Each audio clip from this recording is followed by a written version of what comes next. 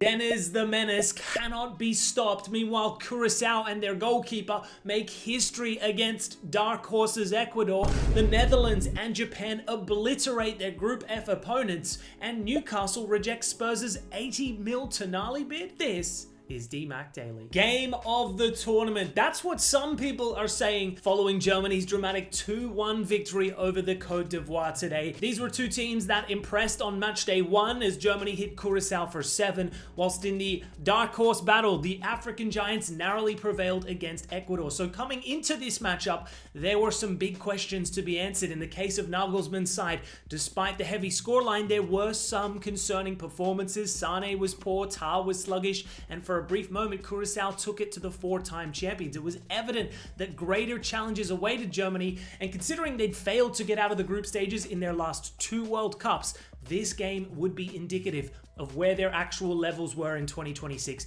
Perhaps surprisingly, they opted for 0 changes to their starting 11, whilst Côte d'Ivoire, they made several in defense, midfield, and attack, and looked very good as a result in that first half. Kimmich struggled to contain Diomande on the left flank. The speed and direct nature at which he operates is a terrifying prospect for any fullback. Still somewhat unpolished at times, he does have a tendency to be flat-footed when receiving the ball, but man, once he sets himself properly, he's the real deal. So it was no surprise that he would play an integral role in the opener, skinning Kimmich before fizzling in a low cross. Diallo's shot was blocked, with Franck Kessié reacting quickest, tapping into an empty net. 1-0 to Côte d'Ivoire, fully deserved in my opinion. They were by far the better side in that first half. Germany really struggled to create chances. Sane was ineffectual on the right, whilst Musiala and Wirtz failed to find a way past that backline. Because Wirtz isn't an out-and-out winger, they play very narrowly in the offensive third, something that their opponents seemed well equipped to handle. And it would remain that way in the second half until Nagelsmann made a big call, a triple substitution, hooking Musiala, Sane, and Pavlovic for Undav, Amiri, and leveling. This was a game changer. The tempo shifted immediately with Germany coming into the ascendancy from there on, and it would be the substitutes who inevitably came in clutch. Amiri whipping in a delightful ball with Dennis Undav timing his run to perfection and then caressing in the volley. 1-1, game on. However, the Ivory Coast kept on pushing, which is why Havertz was then taken off for Goretzka. It looked like Nagelsmann was satisfied with a point, but there'd be more drama late on. As Mecha peppered a pass into Undav, the super sub takes a spectacular first touch to set himself before burying it with his weaker left foot. A 94th minute match winner to ensure Germany go 2 from 2 and qualify for the round of 32. No surprise that Undav was given man of the match honors. This lad is on fire, fresh off of a career best 39 goal contributions in 25-26 with Stuttgart. He's since registered 5 goal contributions in 2 substitute appearances in the World Cup, the most of any player thus far in the entire tournament, averaging an involvement every 11 minutes. Ridiculous output. Surely this man has to start at some point soon. Like, I know Havertz bagged 2 against Curacao and he has that clutch gene. He's clearly essential to Nagelsmann's plans, but Undav is unstoppable right now. You can't ignore that kind of form.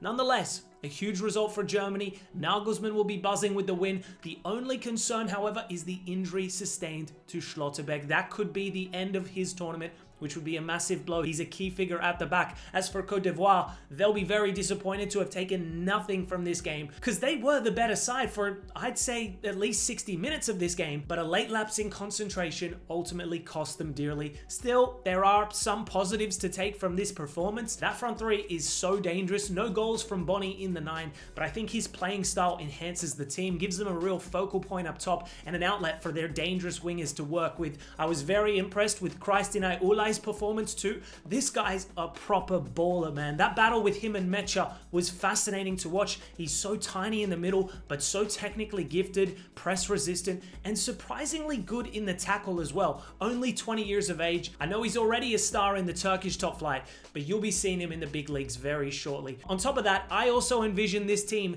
making a deep run in the tournament. They've got all the ingredients to be a handful in the latter stages. Do not sleep on Côte d'Ivoire. Staying in Group E, and Curacao have produced one of the great backs against the wall World Cup performances, holding Ecuador to a goalless draw and claiming the first World Cup point in their nation's history. And honestly, this match was basically the Eloy Room show. Now, Curacao came into today off the back of a 7-1 hammering by Germany, so most people expected Ecuador to bounce back from their own opening defeat and put this game away early. Instead, Room turned into prime Lev Yashin, prime World Cup Tim Howard, as the 37-year-old goalkeeper proceeded to make 15 saves today, one short of Howard's men's World Cup record, although in fairness to Roy, Howard's record was over the course of 120 minutes, not 90. I don't know if this keeper heard about Cabo Verde's Vozinha and got inspired. Maybe he wanted some of that same clout. I think he deserves millions of followers too after today's performance, but regardless, this was a crazy game. Ecuador actually had the perfect chance to settle the nerves. Inside the opening 2 minutes, Ener Valencia raced through on goal, and that should have been the moment Latry took control. But Room read him like a book and pushed his effort around the post. After halftime, Ecuador increased the pressure. Caicedo tested him, then a header from a corner somehow stayed out. Rodriguez, Valencia, and Pacho all forced Room into more saves, but Curacao also had their moments too, with Ecuador's Galindez making a triple save to deny Comenencia and Lacadia. In the end, it would remain a goalless stalemate, a historic result for Curacao. They are the smallest nation by population ever to reach a World Cup finals, and after being humiliated by Germany in the opener, this was a remarkable performance, one full of resilience and goalkeeping prowess. It's their first ever point at the World Cup, and they now head into the final game of the group stages, v Côte d'Ivoire, with a genuine shot of reaching the round of 32. For Ecuador though, this is a disaster. A side packed with European quality, coming off of a brilliant qualifying campaign, now has 1 point from 2 games and still hasn't scored a goal. So much for dark horses, am I right? To make things worse, they now need a result against Germany in their final match to keep their World Cup hopes alive. I'm not convinced. I don't think it's gonna happen. South America's own Turkey. Meanwhile, in Group F, and the Netherlands have properly arrived at the World Cup, putting 5 past Sweden in Houston, a statement result for Ronald Koeman's side after opening their World Cup campaign with that frustrating 2-2 draw against Japan. There were legitimate questions about whether this Dutch team had enough attacking quality to go deep in the tournament. Even defensively, they weren't great either. Well, against Sweden, different story, particularly from an attacking standpoint. Koeman's big call today was dropping goal scorer Somerville to the bench, shifting Marlon out to the right wing, and bringing Brian Broby in as the number 9. A decision that would be vindicated early on. Broby gave the Netherlands exactly what they were missing in the final third, a proper focal point, a proper 9. For the first goal, he bullied his centre back, holding up Verbruggen's long pass, brought Reinders into the move, then charged into the box to finish Gakpo's low cross. That's what you love to see from your centre forward. Minutes later, he was there again, stretching to turn in another delivery, this time from the right, this time from Dumfries. And that became the story of the game, right? The Netherlands kept finding joy out wide, getting Gakpo, Marlon, and Dumfries into dangerous crossing positions, then firing low balls across the 6-yard box. It almost felt like they scored the same goal over and over again, but that was the genius of it, right? Sweden knew what was coming and still couldn't stop it. Gakpo in particular, this man is a different player for his national team. He reminds me of Podolski at times, you know, at club level, somewhat underwhelming, but repping his country's colors, bro, is an actual baller. He was direct, decisive, and instead of only cutting inside looking for the shot, there was real variety to his forward play. Alongside Broby's physicality, it gave the Dutch attack a balance that just simply wasn't there against Japan. Gakpo put this game out of reach early in the second half, completing his brace. Somerville coming off the bench and immediately getting an assist to his name before getting on the score sheet himself later on. A great start to the tournament for the wanted winger. As for Sweden, this was a serious reality check. They came into this game off the back of their own 5-1 win over Tunisia, but this time playing against actual competent opposition. They were the team getting ripped apart. That being said, offensively, they actually created quite a lot of chances. Gyökeres had a few attempts saved. Ayari was popping shots from range, but teammate Verbruggen stopped him on multiple occasions. Elanga came on early in the second half and minutes later scored a lovely goal. The pace on this guy is crazy. He also destroyed Van de Ven on one occasion with a ridiculous piece of skill. However, defensively, Sweden were terrible. Hien could not cope with Broby all game. The backline kept losing runners, and they were blown away at the start of both halves. For a nation usually associated associated with defensive structure. This was very un-Swedish, I guess you could say. For the Netherlands though, this win changes the conversation, right? There are still defensive concerns. Verbruggen's very good at shot stopping, but looks very shaky claiming set pieces. He doesn't command his box that well, and in transition defensively, they're susceptible to those pacey players. Alanga caused them all sorts today, but in attack, Koeman may have found the formula, right? Broby through the middle,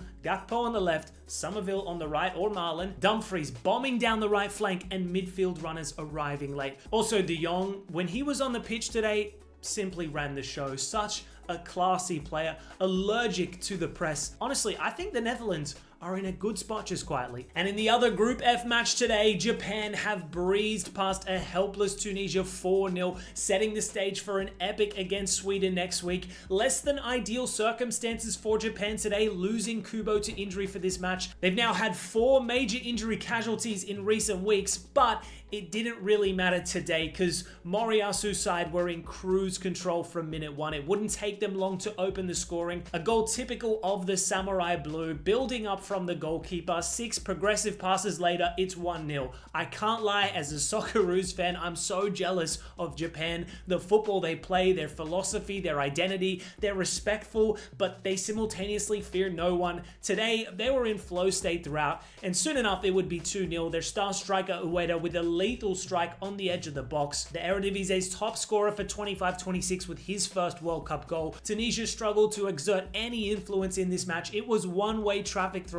In the second half, another clever 2-pass sequence completely split open Tunisia's defense, with Ito finishing with ease. But they weren't done yet. Another classy team goal followed. Sano making a clever run, putting in a great ball to Ueda, whose clever looping header perfectly found the back post. I can't emphasize enough just how good of a finish that was. Man, what a performance. Moriyasu will be particularly impressed that they also kept their first clean sheet in the tournament since 2014 too. For Tunisia, it was another miserable evening. The 5-1 battering to Sweden was brutal, so they pivoted managers, bringing in a bit of a World Cup cult hero in Hervé Renard, hoping he could immediately fix things, but instead they suffered another comprehensive beatdown, one that sees them eliminated from the tournament. Fair play to Japan though. I think if any AFC nation has any chance of having a deep run in 2026, it's gonna be Japan. They are ridiculously good. Finishing up with some transfer news, and Tottenham have officially offered £80 million for Newcastle midfielder Sandro Tonali, only to see their opening bid swiftly rejected. The package, understood to be around £75 million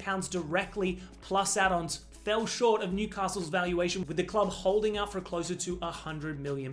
Now, Newcastle's position has been clear for weeks. They don't want to stand in the way of a player who genuinely wants to leave, but they also have no intention of being bullied into selling one of their most important players below their asking price. As things stand, Tonali has not formally asked to leave. No public statements yearning for Spurs. I don't think that happens in general, but yeah, from the player's side, there's no suggestion he is trying to force the move. But the concern on Tyneside is obvious, right? When a club comes in with a bid that's clearly below the valuation, they often do so to unsettle the player and get those wheels turning behind the scenes. Newcastle are all too familiar with this kind of situation. Alexander Isak last summer threw the toys out of the pram and effectively forced through a move to Liverpool. They've already lost Gordon to Barcelona this summer as well, so if Tonali were to follow, it would be another brutal blow for Eddie Howe and a squad that is already being pulled apart, right? They've also suffered further humiliation when it comes to transfer business of their own, like last season with Ekitike. Liverpool have now hijacked their principal attacking target this season in Victor Munoz. I could go on all day about this club's transfer L's, but from Spurs' perspective, they need a statement signing in midfield, and Tonali would be exactly that, right? Premier League proven, still only 26, he has great technique and physicality levels, a midfielder capable of taking them to another level. But they are not the only club circling for his signature. Manchester City are also keen, while Tonali's representatives had previously discussed possible moves to Arsenal or City before Tottenham firmed up their interest. I do wonder if Tonali himself would be overly keen on the Spurs project, because I don't think it's exactly a huge step up from Newcastle, but it's clear De Zerbi is looking to build an exciting team in the future, so I can somewhat see the appeal. Anyways, guys, that's all for today's DMAC Daily. Thanks so much for tuning in as always, and I'll see you tomorrow.